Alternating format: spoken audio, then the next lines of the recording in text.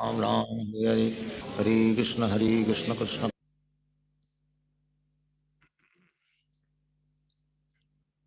ओम अज्ञानतिमिरन्धस्य ज्ञानाञ्जनशलाकया चक्षुरुन्मीलितं येन तस्मै श्रीगुरुवे नमः। श्रीचैतन्यमनोभीष्टं स्थापितं येन भूतले स्वयं रूपकदा मह्यं ददाति स्वपदान्तिकं। वन्देऽहं श्रीगुरुं श्रीयुतापदकमलं श्रीगुरून् वैष्णवांश्च श्रीरूपं साग्रजातं सहगुणा रघुनाथान्वितं तं सजीवं साद्वैतं सावधूतं परिजनसहितं कृष्णचैतन्यदेवं श्रीराधाकृष्णपादान् सहगणा ललिता श्रीविशाखान्वितांश्च। हे कृष्णा करुणा सिंधु दीनबंधु जगतपते गोपेश गोपिकाकांत राधाकांत नमोस्तुते। तप्त कांचन गौरांगी राधे वृंदावनेश्वरी वृषभानुसुते देवी प्रणमामि हरिप्रिये। वाञ्छाकल्पतरुभ्यश्च कृपा सिन्धुभ्य एव च पतितानां पावनेभ्यो वैष्णवेभ्यो नमो नमः। नमो विष्णुपदाय कृष्णप्रेष्ठाय भूतले श्रीमते भक्तिवेदांत स्वामी इति नामिने। नमस्ते सरस्वती देवे गौरवाणी प्रचारिणे निर्विशेष शून्यवादी समस्त देश तारिणे। जय श्री कृष्ण चैतन्य प्रभु नित्यानंद श्री अद्वैत गदाधर श्रीवासदि गौर भक्तवृंद। हरे कृष्णा कृष्ण कृष्ण हरे हरे हरे राम राम राम हरे हरे। मुखं करोति वाचालं पंगुं लंघयते गिरिं यत्कृपातमहं वन्दे श्रीगुरुदीनतारिणं। न धनं न जनं न सुन्दरीं कवितां वा जगदीश कामे मम जन्मनि जन्मनीश्वरे भवतात् भक्तिरहेतुकी त्वयि। नादपि सुनीचे न तरोरपि सहिष्णुना अमानिना मानदेना कीर्तनीय सदा हरि। हरे कृष्ण। आज हम पढ़ेंगे चैप्टर नंबर 8 वर्स नंबर 16, अध्याय 8 श्लोक संख्या 16।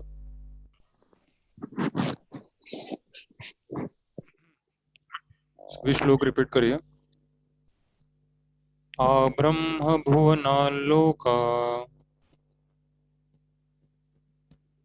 ब्रह्मा भुवनालोका पुनरावर्तिनो अर्जुन पुनरावर्तिनो अर्जुन मामुपेत्य तु कौन्तेय मामुपेत्य तु कौन्तेय पुनर्जन्म न विद्यते। पुनर्जन्म न विद्यते। आब्रह्म भुवनाल्लोका ब्रह्म भुवनालोका पुनरावर्तिनो अर्जुन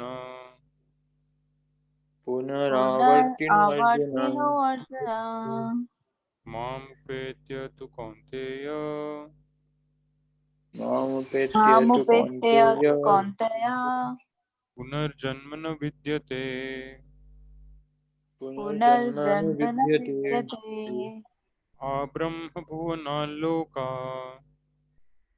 ब्रह्म भुवनालोका पुनरावर्तिनो अर्जुन पुनरावर्तिनो अर्जुन मामुपेत्य तु कौन्तेय मामुपेत्य तु कौन्तेय पुनर्जन्म न विद्यते। पुनर्जन्म न विद्यते। हरे कृष्णा। प्लीज इंग्लिश में पढ़िए। Hare Krishna Prabhuji. Translation. From the highest planet in the material world down to the lowest, all are places of misery wherein repeated birth and death take place. But one who attains to my abode, O son of Kunti, never takes birth again. Purport. All kinds of yogi, karma, dhyana, hatha, etc. eventually have to attain devotional perfection in bhakti yoga or Krishna consciousness before they can go to Krishna's transcendental abode and never return. Those who attain the highest material planets or the planets of the demigods are again subjected to repeated birth and death. As persons on earth are elevated to higher planets, people in higher planets such as Brahma Loka, Chandra Loka, and Indra Loka fall down to earth. The practice of sacrifice called Panchagni Vidya recommended in the Katha Upanishad enables one to achieve Brahma Loka. But if in Brahma Loka one does not cultivate Krishna consciousness, then he must return to earth. Those who progress in Krishna consciousness in the higher planets are gradually elevated to higher and higher planets, and at the time of universal devastation are transferred to the eternal spiritual kingdom. When there is devastation of this material universe, Brahma and his devotees who are constantly engaged in Krishna consciousness are all transferred to the spiritual universe and to specific spiritual planets according to their desires. Hare Krishna, Krishna Krishna, Hare Hare, Hare Ram, Ram Ram, Hare Hare. Jai Srila Prabhupada. Hare Krishna Prabhuji.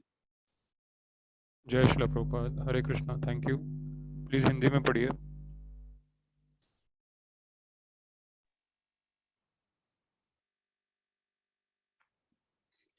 इस जगत में सर्वोच्च लोक के से लेकर निम्नतम सारे लोग दुखों के घर हैं, जहाँ जन्म तथा मरण का चक्कर लगा रहता है।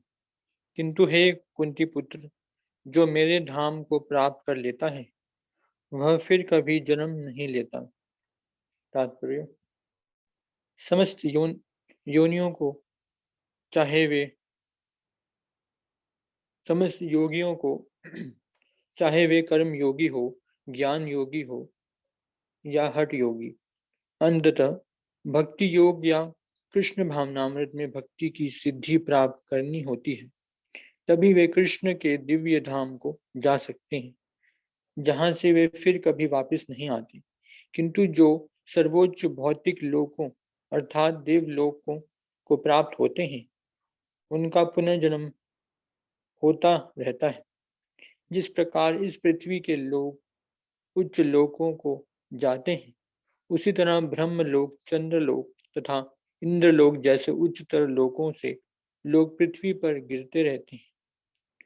छंदोग्य उपनिषद में जिस पांचग्नि विद्या का विधान है, उससे मनुष्य ब्रह्मलोक को प्राप्त कर सकता है। किंतु यदि ब्रह्मलोक में वह कृष्ण भावनामृत का अनुशीलन नहीं करता, तो उसे पृथ्वी पर फिर से लौटना पड़ता है। जो उच्चतर लोकों में कृष्ण भावनामृत में प्रगति करते हैं, वे क्रमश और ऊपर जाते हैं रहते हैं और प्रलय के समय वे नित्य परम धाम को भेज दिए जाते हैं। श्रीधर स्वामी ने अपने भगवद गीता भाष्य में यह श्लोक उद्धृत किया है। ब्रह्मणा सह ते सर्वे संप्राप्ति प्रति संचरे परस्यांते कृतात्मानः प्रवशन्ति परम पदम। जब इस भौतिक ब्रह्मांड का प्रलय होता है, तो ब्रह्मा तथा कृष्ण भावनामृत में निरंतर प्रवृत्त उनके भक्त अपनी इच्छा अनुसार आध्यात्मिक ब्रह्मांड को तथा विशिष्ट वैकुंठ लोगों को भेज दिए जाते हैं। हरे कृष्ण कृष्ण कृष्ण हरे हरे, हरे राम राम राम हरे हरे। जय श्रील प्रभुपाद। हरे कृष्ण प्रभु जी।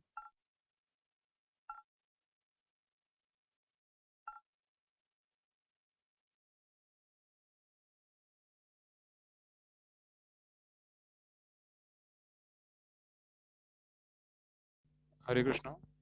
जय श्रील प्रभुपाद। धन्यवाद। तो श्रील प्रभुपाद जी ने जो यहाँ पे तात्पर्य लिखा है बहुत इम्पोर्टेंट है कि हम किसी भी एक लोक में परमानेंटली रह नहीं सकते। ये सारे लोग जो है ऊपर से नीचे तक सारे दुखों के घर है। आप ब्रह्म भुवना लोका पुनरावर्तिनो अर्जुन माम उपेत्य तो कौन्तेय पुनर्जन्म न विद्यते। तो श्रील प्रभुपाद जी समझाते हैं कि भक्त के लिए स्वर्ग और नरक एक जैसा होता है, और ये सारा ही ब्रह्मांड जो है वो भक्त के लिए एक जैसा होता है। इस सब जगह पे कृष्ण का स्मरण अगर नहीं हो रहा है, किसी भी जगह पे कृष्ण का स्मरण नहीं हो रहा है, तो वो जगह नरक के समान ही है, चाहे वो स्वर्ग में भी क्यों ना हो या ब्रह्मलोक में भी क्यों ना हो। अगर वहाँ भगवान कृष्ण का नाम नहीं लिया जा रहा है तो वो जगह भी स्वर्ग होते हुए भी नरक की तरह ही है। और अगर कोई भक्त नरक में चला जाता है और वहाँ पे हरे कृष्णा का जाप कर पाता है तो नरक भी उसके लिए स्वर्ग के समान है। तो ये स्वर्ग और नरक का जो भेद है, ये वैसे देखा जाए तो ये भी माया है, क्योंकि जहाँ पे कृष्ण का नाम नहीं है वो स्वर्ग नहीं है, वो नरक है। और जहाँ पे कृष्ण का नाम है वो नरक भी हो तो वो स्वर्ग है। तो इसीलिए भक्त जो है, अगर आप भक्त को कहोगे कि आपको इस धूप में बैठना है, आपको कोई छाव नहीं मिलेगी, धूप में बैठ के आपको हरे कृष्ण जपना है, तो भक्त कहेगा कि ठीक है धूप में बैठ के करेंगे। मेरे लिए तो वो भी छाव में बैठने की तरह ही है। और अगर आप भक्त से कहोगे कि छाव में बैठने को मिलेगा बट वहाँ पे कृष्ण का नाम नहीं ले सकते आप, तो कृष्ण वो भक्त कहेगा कि फिर ऐसी छाव में बैठ के फायदा क्या है जहाँ पे कृष्ण का नाम ही नहीं ले सकते। तो भक्त के लिए तो कृष्ण का नाम ही सब कुछ होता है।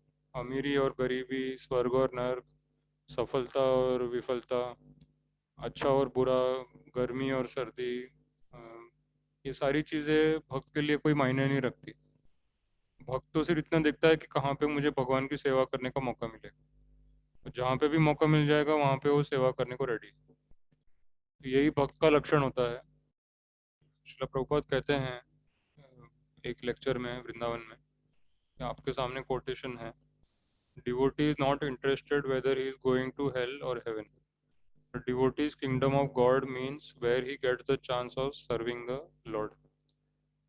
तो ये पॉइंट बहुत इंपॉर्टेंट है कि भगवान, इसको हम हिंदी में भी पढ़ सकते हैं।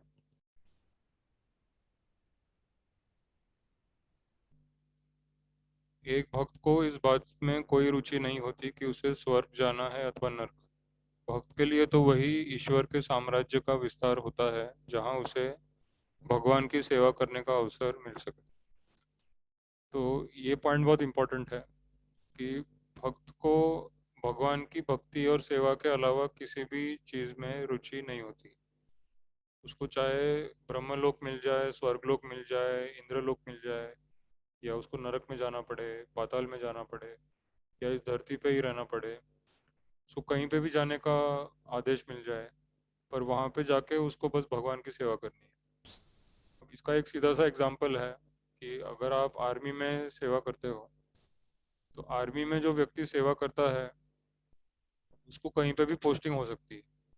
अब ज़रूरी नहीं कि उसको जहाँ पे अच्छी जगह है या जहाँ पे थोड़ा कंफर्टेबल जगह है वहीं पे उसको पोस्टिंग मिलेगा। उसको देश की सेवा के लिए कहीं पे भी जाना पड़ सकता है। कभी सियाचिन में भी जाना पड़ता है जहाँ पे बहुत सर्दी होती है, बहुत बहुत ठंड पड़ती है। कभी उसको राजस्थान में भी जाना पड़ सकता है जहाँ पे बहुत गर्मी होती है। कभी ऐसी जगह पे जाना पड़ सकता है जहाँ बहुत बारिश है, जैसे केरल है, या ऐसे कोई राज्य है जहाँ पे बहुत बारिश हो रही है। तो चाहे सर्दी हो या गर्मी हो या बारिश हो,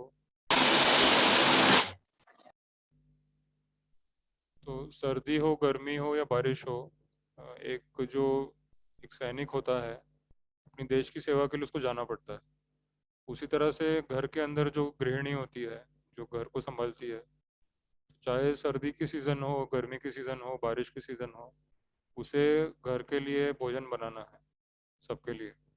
और उसको सब कुछ सहन करना पड़ता है। गर्मियों में भी उसको किचन में काम करना पड़ता है, तो किचन में बहुत गर्मी होती है तो उसको गर्मी में भी करना पड़ता है। और उसको सर्दियों में भी करना पड़ता है, चाहे बहुत सर्दी पड़ रही है या बहुत बारिश हो रही है तो भी उसको मार्केट जाके चीज़ें खरीद के लानी पड़ती है, क्योंकि घर वालों के लिए खाना बनाना है। तो आप कोई भी एग्जाम्पल ले लो, चाहे घर का एग्जाम्पल हो, समाज का हो, या देश का एग्जाम्पल हो, मानवता का एग्जाम्पल हो, तो इनकी सेवा करने के लिए भी हमें कोई ना कोई शारीरिक कष्ट उठाना ही पड़ता है। उसी तरह से भक्त को भी शारीरिक कष्ट उठाना पड़ता है भगवान की सेवा के लिए। और खास करके कलयुग में तो उसको कोई सुविधा मिलती नहीं है। अगर वो कहे कि भक्ति करनी है, भगवान का नाम लेना है, तो उसको सुविधाएं कोई देता नहीं है ज़्यादा, और बहुत मुश्किल हो जाती है उसके लिए प्रचार करना, भगवान का नाम प्रचार करना उसके लिए काफ़ी मुश्किल हो जाती है। तो उसको भगवान पे ही निर्भर रहना पड़ता है। और कभी कभी भगवान भी उसकी परीक्षा लेते हैं, उसको एक कष्ट को जल्दी हटाते नहीं हैं। तो वो उसकी परीक्षा होती है कि भक्त कितना प्रेम करता है भगवान से और कितनी इच्छा है भक्त के अंदर भगवान को प्राप्त करने की। तो अगर भगवान के प्रति उसका प्रेम और भक्ति सच्ची है तो उसको चाहे परेशानी हो या कुछ भी हो वो भक्ति करना छोड़ेगा नहीं और भक्ति करता रहेगा हमेशा। और उसको सुविधा मिले या ना मिले, उसको कोई वस्तु कोई साधन मिले या ना मिले, उसके पास जो भी साधन होता है उसी को वो इस्तेमाल करके भगवान की सेवा करना शुरू कर देता है और करता रहता है। तो उसको रोक पाना असंभव है। किसी भी सच्चे भक्त को रोक पाना असंभव है, क्योंकि उसके पास जो कुछ होता है वो उसी का इस्तेमाल करके भगवान की सेवा शुरू कर देता है। अगर उसके पास थोड़ा सा पैसा है, थोड़ी जगह है रहने को, अगर थोड़ा सा उसके पास सुविधा है रहने खाने पीने की, तो वो उसी में संतुष्ट रहता है और उसी से भगवान की सेवा शुरू कर देता है, वहीं से प्रचार शुरू कर देता है। तो इसीलिए ऐसे शुद्ध भक्त को रोक पाना किसी के लिए भी पॉसिबल नहीं है। और फिर भगवान भी उसको सपोर्ट करते हैं। भगवान कृष्ण ने गीता में अध्याय 9 में बताया है, अनन्यास चिंतयन्तो माम ये जना पर्युपास्ते तेषां नित्याभियुक्तानां योगक्षेमम वहामि अहम्। भगवान कहते हैं कि जो मेरी नित्य चिंतन, मेरी नित्य सेवा में लगा रहता है, उसको मैं कभी उसको उसकी सारी ज़रूरतें भगवान पूरी करते हैं। तो भक्त तो इस भक्त तो तभी रेडी रहता है जब भगवान उसको कुछ देते नहीं है। अगर भगवान उसको कुछ देते नहीं है तो भक्त सोचता है कि चलो ठीक है, मेरी परीक्षा है, अभी भी मैं शुद्ध नहीं हूँ या मेरा मन अभी भी पूरी तरह समर्पित नहीं है भगवान को, तो शायद भगवान मेरी परीक्षा ले रहे हैं। तो फिर भी वो सेवा करना छोड़ता नहीं है। अगर उसकी गरीबी आ जाए, उसकी सारी सुविधाएं चली जाए, उसका जीवन नरक जैसा भी हो जाए, तो भी उसे फर्क नहीं पड़ता। वो बस नाम जपता रहता है और प्रचार करता रहता है। और उसको रोक पाना किसी के लिए भी पॉसिबल नहीं है, क्योंकि फिर भगवान ही उसको सपोर्ट करते हैं। अगर वो गुरु की और भगवान की टेस्ट में पास हो जाता है तो फिर गुरु और भगवान उसको सपोर्ट करते हैं और फिर उसको रोक पाना किसी के लिए पॉसिबल नहीं है। तो यहाँ पे गीता में भी अर्जुन की परीक्षा हो रही है। अर्जुन थोड़ा सा हिल रहा है, मतलब थोड़ा सा वो अपनी जगह से हिलने की ट्राई कर रहा है कि मुझे नहीं करना है, मुझे छोड़ के जाना है। तो एक्चुअली वो फेल हो रहा है एग्जाम में, बट भगवान नहीं चाहते वो फेल हो जाए। जैसे टीचर होता है और स्टूडेंट होता है। स्टूडेंट कह रहा है मेरे को पढ़ाई नहीं करनी है, मेरे को छोड़ के जाना है, मुझे पढ़ाई अच्छी नहीं लगती, तो टीचर उसको अच्छे से समझाते हैं कि अगर वो चला जाएगा तो उसका नुकसान होगा, उसका फ्यूचर खराब होगा। तो टीचर उसको समझाते हैं, टीचर नहीं चाहता कि वो चला जाए। तो टीचर एक एक चीज़ उसको बैठ के समझाते भी हैं कि देखो ये ऐसा है, ये ऐसा है, ऐसे बोलते हैं, ऐसे लिखते हैं, ऐसे पढ़ते हैं, और ये सारा ज्ञान है। तो टीचर उसको बैठ के समझाते हैं, उसको जाने नहीं देते। तो यहाँ पे अर्जुन के साथ भी ऐसा ही हो रहा है, वो छोड़ के भागना चाहता है, बट कृष्णा उस उनको पूरा बात समझा रहे हैं, पूरा नॉलेज दे रहे हैं कि पूरा ब्रह्मांड भगवान के कंट्रोल में है, सारी सृष्टि के ईश्वर हैं, सब कुछ भगवान के हाथ में है, तो डरने की कोई बात नहीं है, हमें सिर्फ भगवान का नाम लेना है और अपनी सेवा करनी है। तो अर्जुन को कहा जा रहा है कि तुम्हें क्षत्रिय की सेवा करनी है, क्षत्रिय के रूप में तुम्हें भगवान की सेवा करनी है। और इसी तरह से क्षत्रिय है, ब्राह्मण है, वैश्य है, शूद्र है, किसी भी वर्ण का व्यक्ति भगवान की सेवा कर सकता है। तो इसमें डरने की कोई बात नहीं है। आप जो काम कर रहे हैं वो बस कृष्णा के लिए करना है और पीछे नहीं हटना है, अपने पोजीशन से पीछे नहीं हटना है। आप जिस पोजीशन में हैं वो पोजीशन आपको कृष्णा ने ही दी है, और आपको उस पोजीशन का इस्तेमाल करना है कृष्णा की सेवा के लिए। तो हमें कभी भी ये नहीं सोचना है कि मुझे जो मिला है वो मेरी मेहनत है या मेरी वजह से मिला है, मैंने इतनी पढ़ाई की, इतनी मेहनत की। एक्चुअली सारी शक्ति भगवान ने ही हमको दी है। हमको पढ़ने लिखने की शक्ति, बुद्धि, सब कुछ करने की जो पावर है भगवान ही देते हैं। तो आपने हमेशा यही सोचना है कि जहाँ तक मैं पहुँचा हूँ, जिस पोजीशन पे मैं अभी हूँ, वो मुझको भगवान ने दी है, प्रभुपाद जी ने दी है। और अब मुझे इस पोजीशन को छोड़ना नहीं है, इससे आगे बढ़ना है, इस पोजीशन में रह के मुझे उनकी सेवा करनी है। तो फिर भगवान हमको और अच्छी पोजीशन भी देते हैं और अच्छी सुविधा भी देते हैं, अगर हम सब कुछ उनकी सेवा में यूज़ करते रहते हैं। तो फिर हमारा पुनर्जन्म भी नहीं होता है। जैसे इस श्लोक में बताया है, आ ब्रह्म भुवना लोका पुनरावर्तिनो अर्जुन, माम उपेत्य तो कौन्तेय पुनर्जन्म न विद्यते। तो ये पॉइंट बहुत इम्पोर्टेंट है। चाहे हम कर्म कर रहे हैं या ज्ञान प्राप्त कर रहे हैं या हम कुछ तपस्या कर रहे हैं, पर हमें ये सब करना है कृष्णा के लिए, और कृष्णा का नाम बहुत ज़रूरी है। बिना कृष्णा के नाम के हर वस्तु अ, बेजान हो जाती है, उसका कोई जीवन नहीं रहता उसमें, वो धीरे धीरे मृत्यु की तरफ चली जाती है। तो चाहे कोई बिजनेस हो या आपका कोई कंपनी हो या आप कहीं जॉब कर रहे हैं या आपने कोई भी प्रयास किया है संसार में कुछ भी बनाने का, अगर उस प्रयास के अंदर भगवान का नाम नहीं है और भगवान को समर्पित नहीं है वो, तो वो धीरे धीरे करके सब नष्ट हो जाता है। वो जितना भी आपने मेहनत किया है, जो भी खड़ा किया आपने इतनी मेहनत करके, वो सब कुछ नष्ट हो जाता है। और अगर आपने सब कुछ भगवान के लिए किया है और बीच में अगर आपको रुकना भी पड़ता है, तो फिर भी वो नष्ट नहीं होता।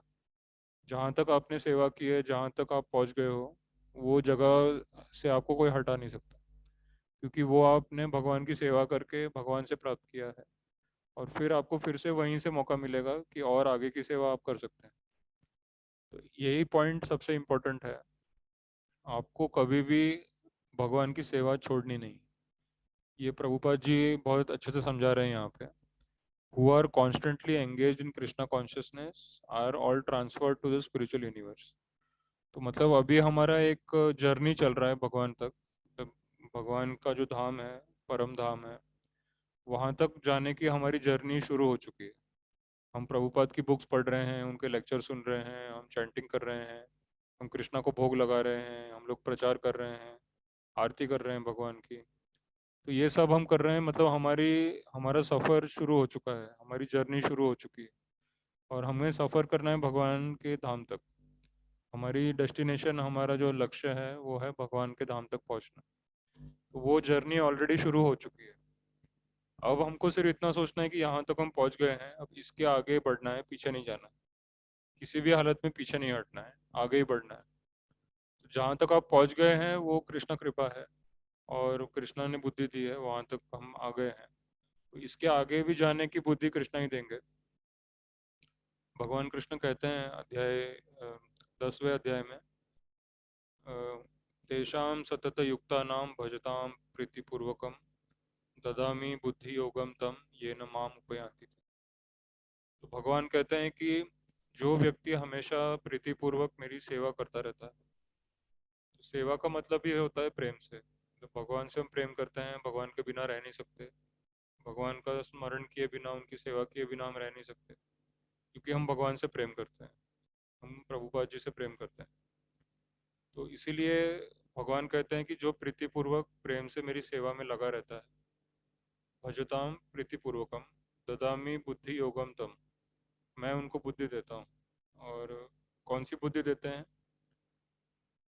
प्रभुपाद कहते हैं कि जिस बुद्धि से हम कृष्णा तक वापस पहुँच जाएंगे, उसी को असली बुद्धि कहते हैं, कि हम कैसे इस माया से बच के, जन्म मृत्यु से बच के कृष्णा तक पहुँच जाएंगे, और इसी जन्म में पहुँच जाएंगे, हमें बार बार जन्म भी नहीं लेना पड़ेगा।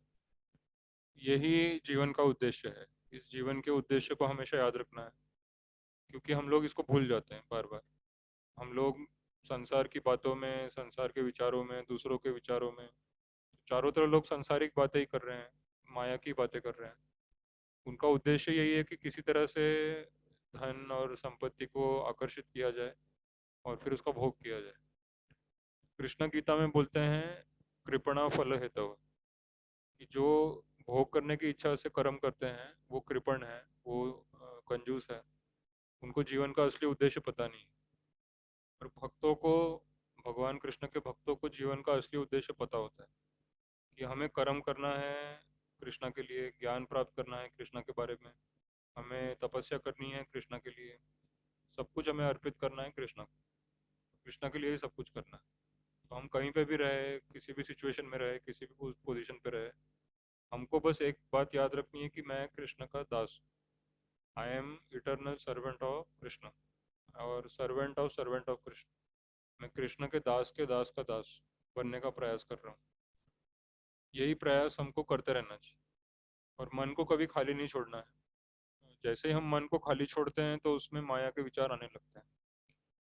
तो धन संपत्ति, पैसा, सुंदर स्त्री और दुनिया में नाम और कोई बड़ी पावरफुल पोजीशन, यही सारे विचार हमारे मन में आते रहते हैं। और इससे हमें अगर बचना है तो हमको सिर्फ इतना सोचना है कि अभी जो मेरे पास है वो कृष्णा कृपा से मिला है, वो भी एक अच्छी पोजीशन है, यहाँ से भी मुझे सेवा करने का मौका है। मैं नाम तो ले सकता हूँ, कम से कम भगवान के बारे में सुन सकता हूँ, नाम ले सकता हूँ, चैंटिंग कर सकता हूँ, भोग लगा सकता हूँ भगवान को। और भगवान ने ऐसा भी नहीं बोला है कि मुझे बहुत महंगी चीज़ें ला के भोग लगाओ या मुझे बहुत कुछ अच्छी अच्छी चीज़ें ला के भोग लगाओ। अगर आप नहीं ला सकते तो ठीक है, आप पानी, फल, फूल कहीं से ले आओ, तुलसी पत्ता ले आओ, पत्रम पुष्पम फलम तोयम, ये तो कोई भी गरीब से गरीब आदमी भी ला सकता है। बस इन चीज़ों से भगवान की सेवा करनी है, नाम जपना है। हरे कृष्णा कृष्ण कृष्ण हरे हरे, हरे राम राम राम हरे हरे। तो नाम जप तो कोई भी कर सकता है, चाहे कोई अमीर है या गरीब है, पढ़ा लिखा है या अनपढ़ है, स्त्री है या पुरुष है, उससे कोई फर्क नहीं पड़ता, सबको हरे कृष्णा बोलना। तो ये सबके लिए कॉमन कोड है ये, सबको हरे कृष्णा बोलना है, सबको नाम लेना है भगवान का, सबको उनका स्मरण करना है और हमेशा उनकी सेवा में लगे रहना है। पूरे दिन में एक भी मिनट खाली नहीं रहना है, हमेशा कुछ ना कुछ करते रहना है भगवान के लिए। तो अगर ऐसा हम बन जाते हैं और ऐसे हम लोग सेवा करना का प्रयास करते हैं भगवान की, श्रीला प्रभुपाद जी के मार्गदर्शन में, तो फिर माया हमें कभी हाथ नहीं लगा सकती और हमसे सेवा होती रहेगी, नाम हम जपते रहेंगे, कभी भी ये स्टॉप नहीं होगा। जैसे ही हम प्रभुपाद जी को हम जैसे ही प्रभुपाद जी को फॉलो करना छोड़ देते हैं तो फिर नाम भी रुक जाता है, सेवा भी रुक जाती है और फिर हम आगे नहीं बढ़ पाते। ये पॉइंट बहुत इंपॉर्टेंट है। अगर हम भक्ति में आगे बढ़ना चाहते हैं तो हमें प्रभुपाद जी को फॉलो करना है। तो यहाँ पे ये सारी जो बातें लिखी है यहाँ पे कि ब्रह्मा जी से लेके पाताल तक सब ऐसा है, मतलब ऑलरेडी प्रभुपाद जी ने ये सब देख लिया है, उन्होंने ये सब अनुभव कर लिया है और ऑलरेडी वो मुक्त हो चुके हैं, इस माया से पहले ही मुक्त हो चुके हैं। तो प्रभुपाद जी ने ये सब जो स्टेटमेंट लिखे हैं वो ऐसा नहीं है कि उन्होंने अंदाजे से लिखा है या किसी से कॉपी करके लिखा है, उनको यहाँ पे एक एक स्टेटमेंट का अनुभव है। उनको ब्रह्मा जी भी दिखते हैं, उनको शंकर भगवान दिखते हैं, उनको यूनिवर्स में सब कुछ दिखता है और प्रभुपाद जी ने सब कुछ देख के अनुभव करके लिखा हुआ है यहाँ पे, क्योंकि वो गोलोक से आए हैं, कृष्णा ने उनको गोलोक से भेजा है। तो इसलिए प्रभुपाद जी की मेमोरी बहुत ही तेज है, बहुत शार्प है, उनको सब कुछ याद भी है कि गोलोक में क्या क्या है और वृंदावन में क्या क्या है, कृष्णा कैसे दिखते हैं, सारे वृंदावन का वातावरण कैसा है और इस ब्रह्मांड में ब्रह्मा जी, शंकर भगवान, सब सब कुछ प्रभुपाद देख सकते हैं। तो उसको देखने के बाद ही उन्होंने ये सब लिखा हुआ है। ये स्टेटमेंट्स जो है परपट में लिखी है, ये कोई ऑर्डिनरी स्टेटमेंट्स नहीं है, ये सब कुछ प्रभुपाद जी ने एक्सपीरियंस किया है, देखा है, डायरेक्ट मिले हैं, ब्रह्मा जी से मिले हैं, शंकर भगवान से मिले हैं, उनसे बात कर सकते हैं, उन्होंने पूरा यूनिवर्स देखा है प्रभुपाद ने, और वो गोलोक को भी देख सकते हैं, कृष्णा को भी देखा है। जैसे कभी कभी कुछ लोग आके प्रभुपाद से पूछते थे कि कृष्णा कैसे दिखते हैं, वृंदावन का वातावरण कैसा है, तो प्रभुपाद 2 सेकंड के लिए आंखें बंद कर लेते थे और फिर बताते थे कि कृष्णा ऐसे दिखते हैं, उनके बाल ऐसे हैं, उनके सिर पे ऐसा मुकुट है, वो ऐसे वस्त्र पहनते हैं, उनके गले में ऐसी माला है और उनके हाथ में ऐसी बांसुरी है और ऐसे हंस रहे हैं और ऐसा वातावरण है, वगैरह वगैरह। तो प्रभुपाद जी साक्षात ये सब देख के बोलते थे और इसीलिए आप देख सकते हैं कि इस्कॉन में जो पेंटिंग्स बनी हैं या किताबें लिखी गई है उसमें जो भगवान कृष्ण का वर्णन है, ऐसा वर्णन आपको कहीं नहीं मिलेगा पूरे दुनिया में, क्योंकि प्रभुपाद जी साक्षात कृष्णा को देख के बोल रहे हैं कि ऐसे कृष्णा दिखते हैं, ऐसी वो एक्टिविटीज कर रहे हैं, साक्षात उनकी नज़रों के सामने है भगवान, और फिर उन्होंने ये सब लिखा हुआ है। तो इसी के लिए प्रभुपाद जी को हमें ऑर्डिनरी नहीं समझना चाहिए, वो अभी भी जीवित है और हमारे लिए रुके हुए हैं यहाँ पे। वो कृष्णा से डायरेक्ट बातें कर सकते हैं, कृष्णा को डायरेक्ट देख सकते हैं। ये कोई ऑर्डिनरी बात नहीं है, कोई साधारण व्यक्ति नहीं है, ये मुक्त पुरुष है, दिव्य पुरुष है। श्रीला प्रभुपाद जी मुक्त पुरुष और दिव्य पुरुष, वो साक्षात कृष्ण भगवान को देख सकते हैं और उनसे बात भी कर सकते हैं। तो हमें बस प्रभुपाद जी को फॉलो करना, हमें उनकी बुक्स पढ़नी है, उनके लेक्चर सुनने हैं और एक एक स्टेटमेंट जो उन्होंने लिखा है वो एक एक स्टेटमेंट का एक एक शब्द सत्य है, ऐसा ही मानना है, हमें शक नहीं करना है बिल्कुल। जैसे ही हम गुरु पे शक करते हैं तो हमारा सारा भक्ति वहीं रुक जाता है। तो सबसे जो बेसिक चीज़ है भक्ति में वो ये कि गुरु के एक एक स्टेटमेंट और एक एक शब्द पे 100% विश्वास होना चाहिए, तभी हम गुरु के जो मार्गदर्शन के अंडर हम कार्य कर सकते हैं, नहीं तो हम नहीं कर सकते। हम लोग कृष्ण की भक्ति नहीं कर सकते, हम लोग कृष्ण की प्राप्ति नहीं कर सकते। अगर गुरु पे हम शक करेंगे तो ये इम्पॉसिबल है। तो ये बहुत इम्पोर्टेंट है। यहाँ पे किसी को कोई प्रश्न या डाउट क्वेश्चन कुछ है तो पूछ सकते हैं।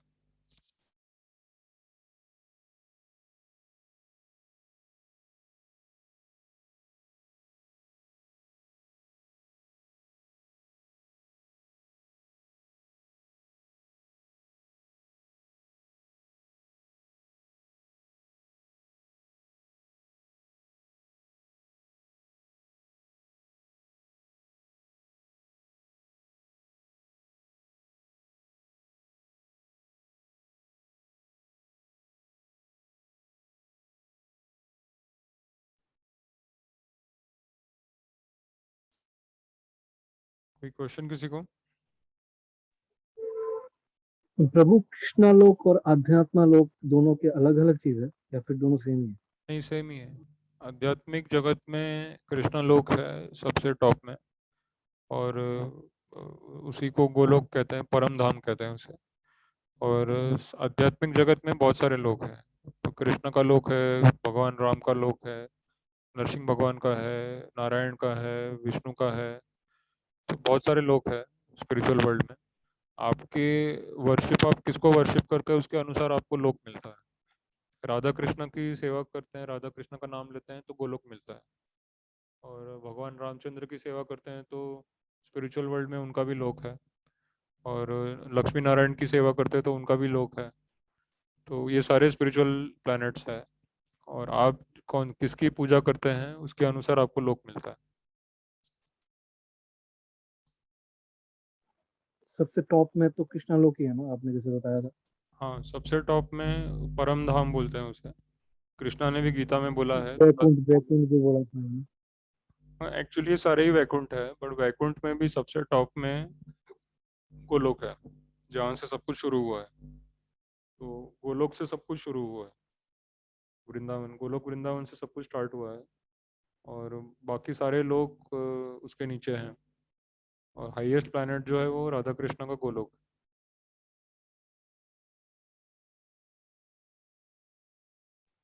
जी।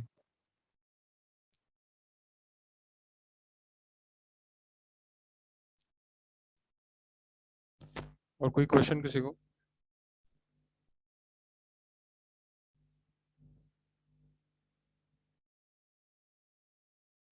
ठीक है, हम अगला श्लोक पढ़ेंगे आज सिर्फ, और इस पे ट्रांसलेशन और पर्पट कल पढ़ेंगे हम। Chapter 8 verse number 17। सहस्त्र युग पर्यंतम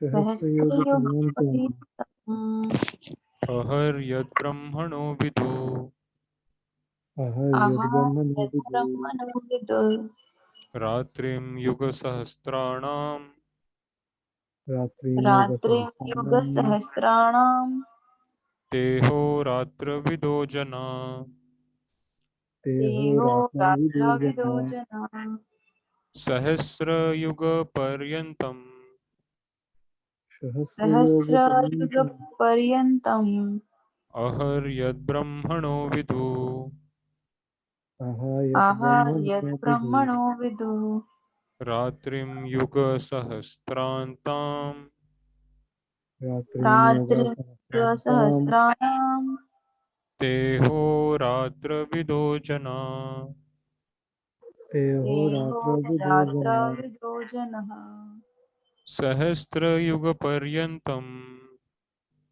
सहस्रयोगपर्यन्तं सहस्रयुगपर्यन्तम् अहर यद ब्रह्मणो विदु अहर्यद्ब्रह्मणो विदुः यद्ब्रह्मणो विदुः रात्रिम युग सहस्त्रांताम रात्रिं युगसहस्राणां तेहो रात्रविदो जना। देहो रात्रविदो जनः। हरे कृष्ण। इसका ट्रांसलेशन और परपर्ट हम कल पढ़ेंगे और उस पर डिस्कशन कल करेंगे। आज हम यहीं पे क्लास समाप्त करेंगे। ग्रंथराज श्रीमद् भगवद गीता यथारूप की जय। जगत गुरु शिला प्रभुपाद की जय। हरे कृष्ण कृष्ण कृष्ण हरे हरे, हरे राम राम राम हरे हरे।